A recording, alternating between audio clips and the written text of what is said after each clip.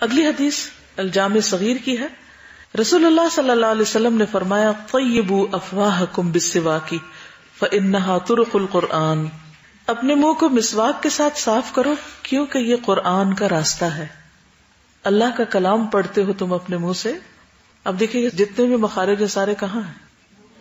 منہ کے اندر ہی. یعنی منہ حلق گلا سب بیچ میں آ جاتے, زبان دانت. کتنی خوبصورت بات ہے کہ یہ قرآن کا راستہ ہے. اگر منہ سے اسمیل آ رہی ہو اور آپ قرآن پڑھ رہے ہیں تو وہ اسمیل ساتھ والوں کو بھی جا رہی ہے تو کیا فرشتوں کو نہیں جا رہی ہوگی؟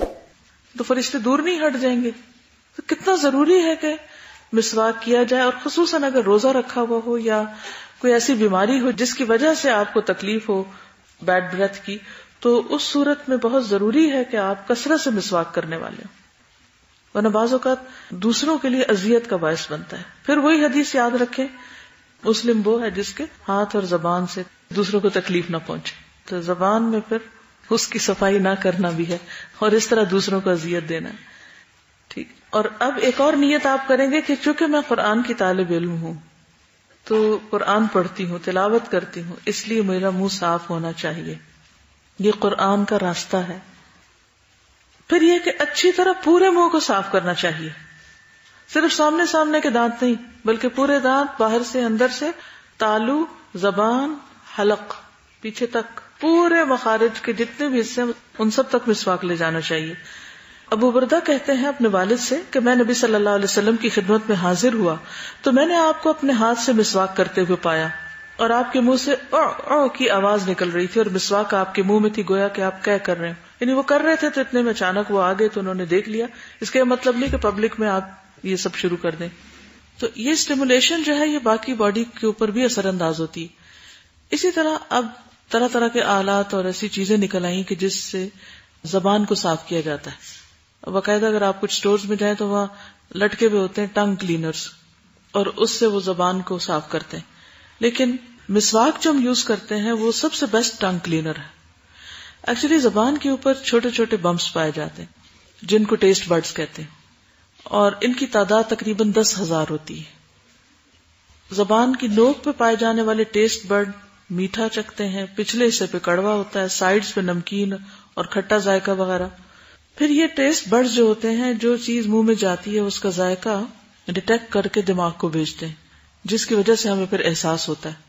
جو ہماری عمر بڑھتی ہے ٹیسٹ برڈز کی سینسٹیوٹی کم ہوتی جاتی, اسی لیے بڑی عمر کے لوگوں کو کھانے کا ذائقہ محسوس نہیں ہوتا یا کم ہوتا ہے, یا پھر وہ زیادہ مرچیں کھانے لگتے ہیں. اسی طرح جب ہم ٹیسٹ کرتے ہیں کچھ تو اس میں اسمیل کا بھی کردار ہوتا ہے, کیونکہ جب ہم کچھ سونگھتے ہیں تو اس کے ساتھ جب کھاتے ہیں تو اس کھانے میں زیادہ مزہ آتا ہے. کسی بھی خاص کھانے کی خوشبو سونگھنے کے بعد ہماری بھوک جو ہے وہ بھڑک اٹھتی ہے, اور پھر اس کے بعد یہ ہے کہ زبان پر اس کا ذائقہ مختلف محسوس ہوتا ہے. اب ہوتا یہ ہے کہ جب ہم کھانا کھاتے ہیں تو بعض اوقات کھانے کے کچھ ذرات جو ہیں وہ زبان پر چپک جاتے ہیں. ٹھیک ہے, اس کی وجہ سے پھر بعض اوقات ذائقہ بھی خراب ہونے لگتا ہے. وہ لوگ جو بہت زیادہ کھانے پینے کے عادی ہوتے ہیں ان کے بھی ٹیسٹ برڈز آہستہ آہستہ خراب ہونے لگتے ہیں. پھر اس کے لیے مزید اور کھانے کھاتے ہیں اور مزید اس میں نئی ویرائٹی لانے کی کوشش کرتے ہیں, لیکن ہر تھوڑے عرصے کے بعد پھر زبان اس کی اس طرح عادی ہو جاتی ہے کہ وہ ٹیسٹ بھی ختم ہو جاتا ہے. لیکن اصل چیز یہ ہے کہ کوئی بھی چیز اگر زبان کو چپکی رہ جاتی اور کچھ ذرات کھانے کے دانتوں میں چپکے رہ جاتے ہیں تو ان سب کی وجہ سے منہ کے اندر ایسے بیکٹیریا پرورش پاتے ہیں کہ جس کے بعد اگر آپ کوئی چیز کھاتے ہیں بغیر کلی کیے یا منہ صاف کیے تو وہ آپ کے زبان سے معدے تک چلے جاتے ہیں, جو آپ کے لیے بیماری کا باعث بنتے ہیں. اس لیے بہت ضروری ہے کہ انسان جب مسواک کرے تو اس کے ساتھ ساتھ ایک دفعہ مسواک کو زبان پر بھی پھیرے. بہت سے لوگوں کو اس کا پتہ نہیں ہوتا, یہ اس کی عادت نہیں ہوتی. بعض لوگوں کی زبان پر تو باقاعدہ سفید لیئر جمی بھی ہوتی اور وہ بات کرتے ہیں تو تب بھی وہ پوری لیئر نظر آ رہی ہوتی ہے, جو دوسروں کے لیے بھی ایک تکلیف کا باعث بنتی. تو چونکہ ایک بیماری بھی ہے, اس کا علاج بھی ہونا چاہیے, لیکن جو علاج آپ کے اپنے ہاتھ میں ہے وہ ہے مسواک کا صحیح استعمال. تو ہر روز اپنی ہیبٹ بنا لیں کہ صرف دانتوں پہ مسواک نہیں کرنا, اس سے اپنے گلے کو بھی اسٹیمولیٹ کرنا ہے, اس کو بھی صاف کرنا ہے, اور اس کے ساتھ ساتھ زبان کو بھی. اور کہا یہ جاتا ہے کہ جب یہ حصہ یعنی کہ ٹیسٹ برڈ جو ہے ان کو اسٹیمولیٹ کیا جاتا ہے تو اس سے جسم کے اندرونی اعضاء پتا، جگر، مثانہ، گردہ وغیرہ کی صحت حاصل ہوتی ہے. معدے کو بھی یہ اچھا کرتے ہیں. دانتوں اور داڑھوں کو صاف کرنا. ابن عمر فرماتے ہیں کہ ترک الخلال یوہن الاسنان، دانتوں کے خلال کو چھوڑنے سے دانت کمزور ہو جاتے ہیں. خلال کیا ہوتا ہے؟ خلال کس طرح کیا جاتا ہے؟ دانتوں کے ذرات جو ہیں یا تو فلاس سے آپ کریں، آج کل تو فلاس وغیرہ ہیں، ٹوتھ برش سے، یا پھر ٹوتھ پکس وغیرہ جو نیچرل ہوں لکڑی کی، ان سے آپ کر سکتے ہیں. تو اگر آپ یہ خلال بالکل چھوڑ دیں تو ان حصوں کی ایکسرسائز نہیں ہوتی، یا وہاں پر خوراک کے باریک ذرات رہ جاتے ہیں جو سڑان پیدا کرتے ہیں، اس سے بھی اسمیل آتی ہے اور کئی بیماریوں کا باعث بھی بنتے ہیں. نیز فرمایا جو زائد کھانے کے ذرات داڑھوں میں باقی رہ جاتے ہیں وہ داڑھوں کو کمزور کر دیتے ہیں. یعنی دانتوں کی بیماریوں کی ایک بڑی وجہ خوراک کا دانتوں کے اندر پھنسے رہنا ہے. چکناہٹ والی چیز کے بعد کلی کرنا. ابن عباس سے روایت ہے کہ رسول اللہ صلی اللہ علیہ وسلم نے دودھ پیا تو کلی کی اور فرمایا کہ دودھ میں چکناہٹ ہوتی ہے. ہمارے کن کن کھانوں میں چکناہٹ ہوتی ہے؟ ساروں میں ہی تقریباً ہوتی ہے. ہمیں تو آتا ہی نہیں پکانا اس کے بغیر. تو اس کا مطلب یہ ہے کہ کھانا کھا کے پھر ہمیں کلی کرنی چاہیے. کثرت سے مسواک کرنا. رسول اللہ صلی اللہ علیہ وسلم نے فرمایا مجھے مسواک کا اس کثرت سے حکم دیا گیا کہ مجھے اندیشہ ہونے لگا کہ کہیں مجھ پر فرض ہی نہ ہو جائے. پھر ہر وضو کے ساتھ فرمایا اگر مجھے اپنی امت پر مشقت کا اندیشہ نہ ہوتا تو میں انہیں ہر وضو کے ساتھ مسواک کا حکم دیتا. پھر ہر نماز کے وقت. زید بن خالد کہتے ہیں کہ میں نے رسول اللہ صلی اللہ علیہ وسلم کو سنا آپ فرماتے تھے اگر میری امت کے لیے مشقت نہ ہوتی تو میں انہیں ہر نماز کے وقت مسواک کا حکم دیتا. ابو سلمہ کہتے ہیں چنانچہ میں نے دیکھا کہ زید رضی اللہ عنہ مسجد میں بیٹھے ہیں اور مسواک ان کے کان پہ رکھی ہوتی تھی.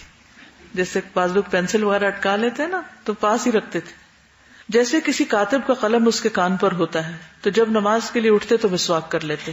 ابن عباس سے روایت ہے رسول اللہ صلی اللہ علیہ وسلم رات کو 2 رکعت پڑھ کر سلام پھیرتے اور مسواک کرتے کہ نماز میں انسان اپنے رب سے ہم کلام ہوتا ہے. اتنا زیادہ اہتمام. ہم تو دن میں 1 دفعہ کر کے فرض پورا کر لیتے. گھر میں آتے ہی پہلا کام نبی صلی اللہ علیہ وسلم جب گھر میں تشریف لاتے تو سب سے پہلے کیا کام کرتے؟ یہ پوچھا گیا حضرت عائشہ سے تو آپ نے فرمایا کہ مسواک کرتے تھے انٹر ہوتے ہی. پھر اسی طرح بدبو پیدا کرنے والی چیزوں کو کھانے سے پرہیز کرنا. نبی صلی اللہ علیہ وسلم نے فرمایا جو کوئی لہسن یا پیاز کھائے وہ ہم سے الگ رہے یا ہماری مسجدوں سے الگ رہے اور اپنے گھر میں بیٹھے. پھر اسی طرح بعض لوگ ہر وقت کچھ نہ کچھ کھاتے رہتے ہیں تو اسی میں بات بھی شروع کر دیتے ہیں تو پھر وہ خوراک کے ذرات اڑنے لگتے ہیں، خصوصاً اگر پان کھانے کی عادت ہو. اور بعض لوگ تو پان کھا کے پھر آس پاس بھی پھینکنا شروع کر دیتے ہیں. اس سے بھی پرہیز کرنا چاہیے. اسی طرح سگریٹ نوشی سے پرہیز. سگریٹ کا تعلق جو ہے نا یہ خبائث سے، خبیث چیزوں سے ہے. اس کا جو دھواں ہے وہ صحت کے لیے بھی نقصان دہ ہے اور اسمیل بھی ہے اس میں، اور کپڑوں میں بھی پڑ جاتی ہے اور آس پاس. اور پھر انسان کے جب اندر جاتا ہے وہ دھوئیں کا اندھیرا تو جسمانی صحت کے علاوہ روحانی صحت پر بھی اثر انداز ہوتی. قرآن مجید میں آتا ہے سورۃ الاعراف میں وَيُحِلُّ لَهُمُ الطَّيِّبَاتِ وَيُحَرِّمُ عَلَيْهِمُ الْخَبَائِثَ. نبی صلی اللہ علیہ وسلم کے بارے میں ہے کہ وہ ان کے لیے پاکیزہ چیزوں کو حلال اور خبیث چیزوں کو حرام قرار دیتے ہیں. وَيُحَرِّمُ عَلَيْهِمُ الْخَبَائِثَ. اسی لیے بعض علماء نے اس کو حرام بھی قرار دیا ہے. اور ویسے بھی ملائکہ کو اس سے اذیت ہوتی. جن چیزوں سے انسانوں کو اذیت ہوتی ہے ان سے ملائکہ کو بھی ہوتی، فرشتوں کو. اس بارے میں آپ کچھ کہنا چاہیں؟ جی. شراب جو ہے صرف آپ کا لیور خراب ہے، جبکہ سگریٹ جو ہے سر سے لے کے پیر تک ہر آرگن کو خراب ہے. یہ کہتے ہیں کہ ڈاکٹر کے پاس گئی تو انہوں نے بتایا کہ اگر کوئی شراب پیتا ہے تو وہ صرف لیور کو خراب کرتی ہے، لیکن سگریٹ سر سے پاؤں تک ہر عضو پر اثر انداز ہوتی کیونکہ وہ سانس کے ساتھ لنگز میں جاتی ہے، وہ بلڈ کے ساتھ شامل ہو کے پورے باڈی میں چلا جاتا ہے. استاذہ اس کو اسکالرز نے حرام قرار دیا اس لیے کہ چونکہ اب یہ پروو ہو گیا کہ یہ صحت کے لیے یعنی یہ ہلاکت کا باعث بنتا ہے. یعنی جس چیز میں انسان سمجھے کہ اس کی صحت کا نقصان ہے، چاہے وہ حلال کھانا بھی ہو تو بھی وہ انسان کے لیے جائز نہیں رہتا. اگر پتا ہو جیسے اگر کسی کو شوگر ہے یا کوئی اور اس طرح کی بیماری ہے تو مخصوص غذاؤں سے الرجی ہو، کچھ لوگوں کو پرانس سے ہوتی ہے، وہ اگر کھا لیں تو ان کو شدید قسم کا ریئیکشن ہو سکتا ہے. تو جب پتہ چل جائے تو ان چیزوں سے ویسے ہی پرہیز کرنا چاہیے. جی پنچ بیکنگ سوڈا لے لیں اور اس میں 2-3 ڈراپس آف لیمن ڈالیں. اوکے. اس کے ساتھ اگر آپ لوگ برش عام کو لگتا ہے کیونکہ وہ شارپ کر دیتا ہے آپ کے مطلب تیز ہوتا ہے یہ، تو اس کو آپ اپنے فنگر آپ جو ہے نا اگر آپ اپلائی کریں ٹپس پہ ٹیپ کی تو یہ نیچرل وائٹنگ بلیچ ہے، آپ کے دانت بالکل صاف ہوتے ہیں. یہ کہتے ہیں کہ کچھ لوگوں کی جو دانتوں کی ہڈی ہوتی ہے وہ نیچرلی پلاہٹ کی طرف مائل ہوتی ہے، یعنی کچھ لوگوں کے دانت بہت چمکتے سفید ہوتے ہیں لیکن کچھ لوگوں کے پیلے بھی ہوتے ہیں. تو اس صورت میں جو گھر میں بیکنگ سوڈا، اس کی اگر ایک پنچ لے لیں اور اس کے اوپر لیمن کا ڈراپ ڈال لیں اور اس کو فنگر کی ٹپ سے دانتوں پہ اگر مل لیں تو وہ نیچرلی ان کو وائٹ کر دیں گے. بنانا کے چھلکے کو بھی اگر رگڑیں دانتوں پر تو اس سے بھی دانت صاف ہوتے ہیں.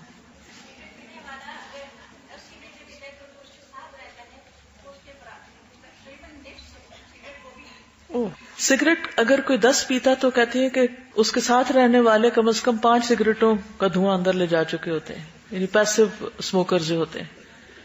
اس کا مطلب یہ ہے کہ اس کے کئی ایک نقصانات ہیں، نہ صرف یہ کہ وہ جسم اور جان بلکہ مال کا بھی بہت بڑا خسارہ ہے، اور پھر اس سے بچوں کے حقوق متاثر ہوتے ہیں.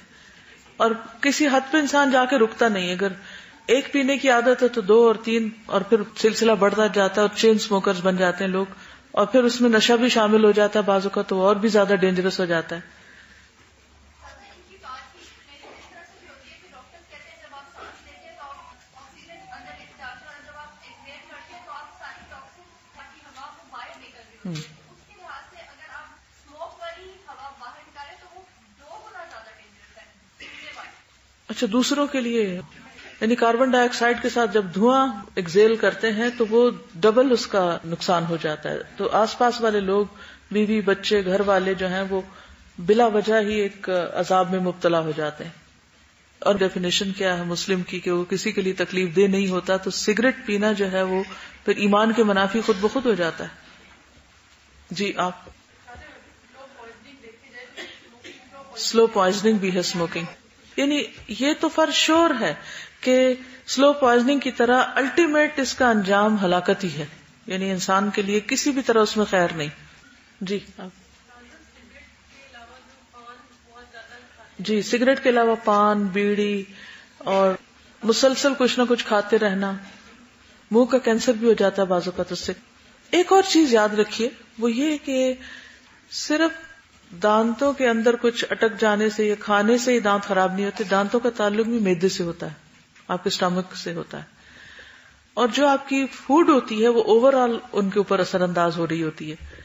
میری بیٹی جب بہت چھوٹی تھی تو نرس گھر پہ دیکھنے آتی تھی، اس وقت میں اسٹوڈنٹ بھی تھی، UK میں تھی، تو اس نے مجھے کہا کہ آپ دودھ میں شکر نہیں ڈالیں گے اس کے. تو میں نے کہا کیوں؟ کہنے لگے اس کے دانت خراب ہو جائیں گے. میں نے کہا دانت تو آئے نہیں ابھی. تو کہہ رہی کہ دانتوں کی ہڈی بن رہی ہے، اگر اس وقت اس کا شوگر کا انٹیک زیادہ ہوگا تو اس کے دانت کمزور ہوں گے. تو ہم لوگ بہت چھوٹی ایج میں بچوں کو پیپسی پلانے لگتے ہیں.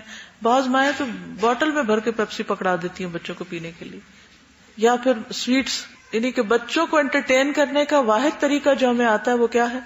کینڈی. کیونکہ وہ خوش ہوتے ہیں اور ہم ان کو خوش کر کے دل جیتنا چاہتے ہیں ان کا، اور انہی کے ساتھ ظلم کر رہے ہوتے ہیں. تو اس سے بھی بچنا چاہیے. اس کے آلٹرنیٹ دیجیے، کھجور دے سکتے ہیں، بنانا دے سکتے ہیں، کچھ اور دے سکتے ہیں. جی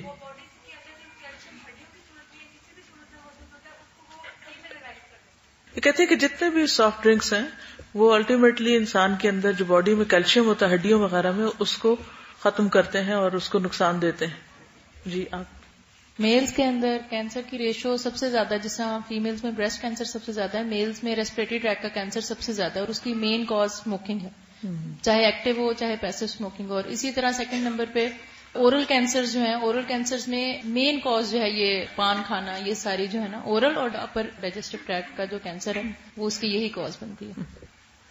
ہم لوگ نے سگریٹ کو ڈسکس کیا. ود اٹ شیشہ آج کل جو ہمارے ینگسٹرز میں بہت کامن ہے، 1 شیشہ از اکول ٹو 200 سگریٹس، جو بہت زیادہ ڈینجرس ہوتا ہے. اللہ اکبر. اور اس کو ایک کول ایکشن کے طور پر لیا جاتا ہے کہ اس میں کیا ہارم ہے. اور عموماً سگریٹ کی عادت لڑکوں کو دوستوں سے ہی پڑتی. اب تو بعض خواتین بھی اس میں بہت آگے ہوتی جا رہی. جی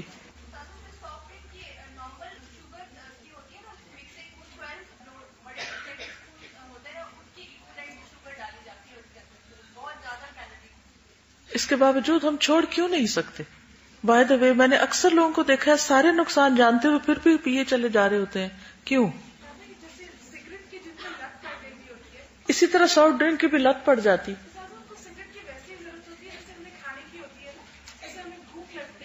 تو ان کو سگریٹ کی بھوک لگتی ہے.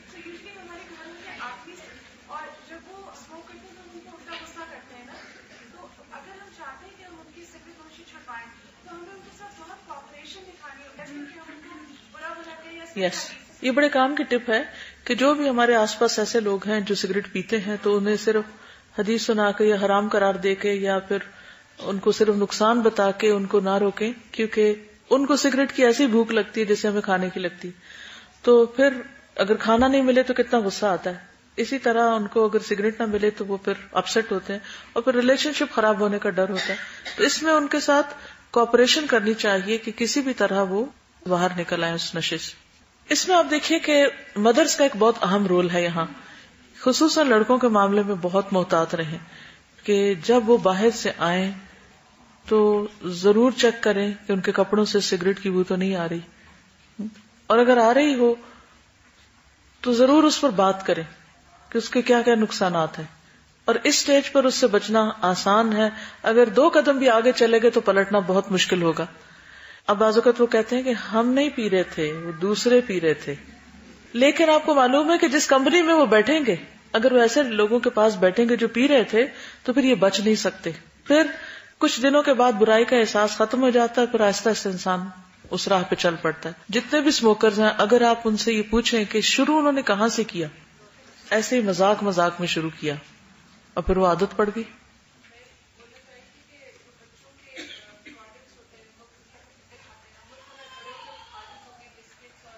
جی، کیونکہ بعض کیمیکل جو ہیں وہ باڈی کے اندر جا کر بہت سے سائیکولوجیکل پرابلمس کا بھی سبب بنتے ہیں. بعض بچے بہت ہائپر ہو جاتے ہیں، تو ایسے فلیورز کے اندر بعض ایسے ایجنٹس ہوتے ہیں فوڈ کے جو حقیقت میں نقصان دے. تو کسی بھی ہیبٹ کو چھوڑنے کا ایک بہترین طریقہ یہ ہے کہ بہتر آلٹرنیٹ دیں. تو پھر جو چیز چھٹتی ہے انسان اس کی کمی کو محسوس تو کرتا ہے مگر آہستہ آہستہ چھٹ جاتی ہے وہ چیز. اسموکنگ چھوڑنے کے لیے ہجامہ بھی کیا جاتا ہے. ہجامہ ہوتا ہے؟ جی، ویری گڈ.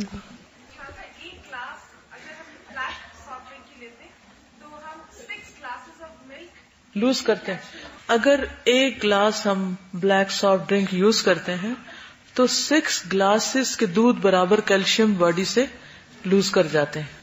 اب دیکھیے کہ جس طریقے پر ہم پرورش پا رہے ہیں، جس جنک فوڈ کے ساتھ اور جو کچھ ہمارا ایٹنگ ہیبٹس یا سٹائل ہے، آئندہ چند سالوں کے بعد ہم کہاں کھڑے ہوں گے اور کیا کام کرنے کے قابل ہوں گے. ایک دفعہ زندگی ملی ہے اور اللہ نے اپنی عبادت کے لیے پیدا کیا تو وہ عبادت ہی نہیں ہو پائے گی صحیح طور پر، تو پھر کیا فائدہ. قیامت کی نشانیوں میں سے ایک یہ بھی تھی نا کہ بدترین لوگ وہ ہوں گے جن پہ قیامت آئے گی اور وہ رنگا رنگ مشروب پینے والے ہوں گے. یس، وہ نشہ ہو جاتا ہے نا، جیسے سگریٹ میں ہوتی ہے جیسے، تو اسی طرح پھر چائے پیپسی پھر ایکسیسو ہو جاتا ہے. مجھے ایکچولی 2 باتیں شیئر کرنی ہے. ایک یہ سارے جو بلیک ڈرنکس ہوتے ہیں نا، ان کے ساتھ ایک ریسرچ ہوا تھا کہ ان کو اگر WC میں بندہ ڈالے اور فلش کرے تو ان میں وہی پروڈکٹس یوز ہوتے جو کہ ٹوائلٹ کلینر میں یوز ہوتا ہے. کلینر ان سے WC صاف ہو جاتا ہے. اور دوسری بات جو شیشے کی کرنی تھی مجھے یہ ہے کہ شیشے میں جو ٹبیکو ڈالا جاتا ہے وہ بالکل را فارم میں ہوتا ہے، تو وہ 10 ٹائمز آئی تھنک زیادہ بندے کو ڈیمیج پہنچاتا ہے، کیونکہ جو سگریٹس میں ہوتا ہے وہ تو پھر بھی تھوڑا سا ریفائنڈ فارم میں ہوتا ہے، لیکن شیشے میں بالکل را فارم میں ہوتا ہے وہ. جی، کاؤنسلنگ کی جاتی ہے. کیسے کاؤنسلنگ اس طرح سے کی جاتی ہے کہ پہلے تو وہ یہ سوچے کہ جو اسموکنگ کرتے ہیں ان کا ری انفورسنگ ان کا ایک اسٹیمولس ہوتا ہے کہ وہ کس وجہ سے کرتے ہیں. کچھ لوگ عادی ہوتے ہیں آفس میں کرتے ہیں یا گھر میں ان کو جب بالکل ٹائم پاس کریں. ہاں، تو اس کا یہ ہوتا ہے کہ پہلے وہ اپنے آپ کو ریسٹرکٹ کریں کسی ایک جگہ پہ کہ وہ یہ سوچیں سپوز کہ آج میں نے آفس میں نہیں کرنا، صرف گھر میں کرنا ہے. کچھ دن اپنے آپ کو اس طرح سے ریسٹرکٹ کریں گھر کے ایریا میں. پھر گھر کا بھی وہ ایک روم سلیکٹ کر لیں جہاں پہ باقی فیملی ممبرز نہ ہوں مطلب اس طرح سے ان کے مائنڈ میں ایک سائیکولوجیکل اسٹیمولس تھوڑا تھوڑا اپنے آپ کو نیرو کرتے جائیں، اپنا جو بھی وہ ایجنٹ ہے اس کو نیرو کرتے جائیں، اور پھر یہ سوچیں کہ میں نے گھر والوں کے سامنے اس کو نہیں کرنا، تو اس سے آٹومیٹکلی ان کے مائنڈ میں آئے گا کہ یہ کوئی ایسی چیز ہے جو باقیوں کے سامنے اگر میں نہیں کرا تو definitely it's not beneficial for me. اس کے بعد پھر وہ الٹیمیٹلی اپنے آپ کو واش روم میں ریسٹرکٹ کر لے کہ میں نے صرف وہاں پہ کرنا ہے، اور پھر ڈیفینیٹلی وہ اس کو اچھا نہیں لگے گا تو آٹومیٹکلی وہ چھوڑنے کی طرف اس کو جائے گا. یہ طریقہ. اور اس میں روزہ بہترین علاج ہے نا، جیسے پہلے بھی بات ہوئی تھی کہ روزہ بہت سی چیزوں کی اصلاح کر دیتا ہے. یہ کسی نے اپنا تجربہ بھی کل لکھ کر بھیجا تھا. یہ کہتی ہے کہ میں ایک آرگنائزیشن میں جاب کر رہی تھی. میری جاب ایسی تھی جس میں لوگوں سے ڈیلنگ کرنا تھی، اور وقت کے ساتھ ساتھ وہ بہت زیادہ ہو گیا، یعنی ڈیلنگ. اچھا بولنے کی وجہ سے مجھے اسپوکس پرسن کا کردار نبھانا پڑتا جو میرے دل میں کچھ کھٹکتا، خاص کر سی ای او اور بورڈ آف ڈائریکٹرز کے ساتھ میٹنگز میں بار بار ان کی طرف دیکھنا پڑتا، کیونکہ مجھے نیچے دیکھ کر بات کرنے کی عادت نہیں تھی اور میں ہمیشہ دوسروں کو دیکھ کر ہی بات کرتی ہوں. باوجود پوری کوشش کے مجھ سے کنٹرول نہیں ہوتا تھا اور میری نگاہیں اٹھ جاتی.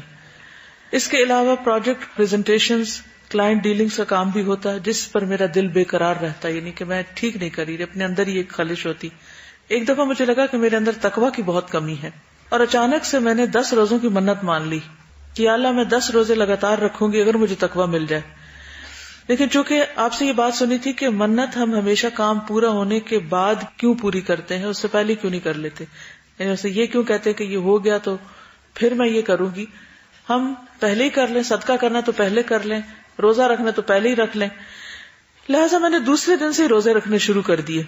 جون کا مہینہ تھا، دن بہت لمبے تھے، مگر اللہ کی توفیق اور خاص مدد سے 10 روزے پورے کر لیے، جس کے بعد اللہ تعالیٰ نے مجھے لگاتار 2 کورسز کرنے کا موقع دیا. آج میں قرآن کو اپنے ہاتھوں سے لکھ رہی ہوں، جو میرے لیے بہت زیادہ باعث مسرت ہے. خلاصہ یہ ہے کہ روزے سے واقعی نیکیوں کے مواقع ملتے ہیں. خاص طور پر اپنا محاسبہ اور مجاہدہ کرنے کا موقع ملا، جو میرے لیے ایک بہت بڑی نعمت ہے. تو روزہ بہت سی بری عادتوں کو چھڑانے کے لیے ایک بہت ہی کارآمد نسخہ ہے، کیونکہ ہم کچھ چیزیں نہیں چھوڑ سکتے، یہ سمجھتے کہ مر جائیں گے ان کے بغیر. لیکن جب روزے کی شکل میں کسی بھی طرح پابندی لگا کے آپ چھوڑ دیتے تو کچھ دیر تو طبیعت بہت ریئیکٹ کرتی ہے، آپ کا نفس ریئیکٹ کرتا ہے، آپ کی باڈی ریئیکٹ کرتی ہے، آپ کی نیند چلی جاتی ہے، آپ کو بہت سی تکلیف دیکھنی پڑتی جب بھی کسی عادت کو آپ بریک کرتے. لیکن اس کے بعد آپ دیکھیے کہ پھر آپ آہستہ آہستہ آہستہ نارمل ہونے لگتے ہیں. یہ اللہ کا ایک قانون ہے. فطرت میں آپ دیکھیں بہت سی اس کی مثالیں آپ کو ملیں گی. بس اب پانی جب بوائل ہونے لگتا ہے تو آپ اگر اس کی آگ بجھا دیں تو کیا کرے گا؟ وہ پہلے اس کے ببلز ختم ہوں گے، پھر اس کے اندر ٹھہراؤ آ جائے گا، پھر اس کی گرمی ختم ہونے لگے گی، اور کرتے کرتے کرتے وہ بالکل نارمل ٹیمپریچر ہو جائے گا. انسانی طبیعت بھی ایسے ہی ہے. جس چیز نے آپ کی آگ بھڑکائی ہوئی ہے اس آگ کو بند کر دیں. کچھ دیر کے لیے تو آپ کے اندر وہ بے چینی آئے گی، مگر آہستہ آہستہ ٹھنڈک آنا شروع ہو جائے گی اور آپ ٹھیک ہو جائیں گے. کوئی بھی بری عادت اسی طرح آپ چھوڑ سکتے ہیں کہ شروع میں آپ کو اپنے اوپر پابندی لگانی ہوگی. اور یہ طریقہ انہوں نے بہت اچھا بتایا کہ اپنے آپ کو نیرو ڈاؤن کریں، یعنی اس میں ریسٹرکٹ کرتے کرتے کرتے اپنا دائرہ خود تنگ کر لیں، اور پھر اس کے بعد آپ اس کو لاک کر دیں. جن بوتل میں بند ہو جائے گا. اس معاملے میں اگر کچھ اور آپ سگریٹ یا منہ کی صفائی کے بارے میں کچھ اور کہنا چاہیں تو آپ مزید ریسرچ کر کے لا سکتے ہیں. پھر ہے کانوں کی صفائی. کانوں کی صفائی بھی ضروری ہے، اور وہ صفائی بھی اعتدال میں ضروری ہے. ایسا نہ ہو کہ صفائی کرتے کرتے آپ کان ڈیمیج کر لیں. دماغ کی طرح کان بھی ہر وقت کام کرتے ہیں، آلویز ورکنگ. سوتے ہوئے بھی آوازیں سنتے رہتے ہیں، بس صرف ہوتا ہی ہے کہ ہمارا دماغ ان کو شٹ کر دیتا ہے اور وہ ریسیو نہیں کرتا، ورنہ کان سن رہے ہوتے ہیں سو کر بھی.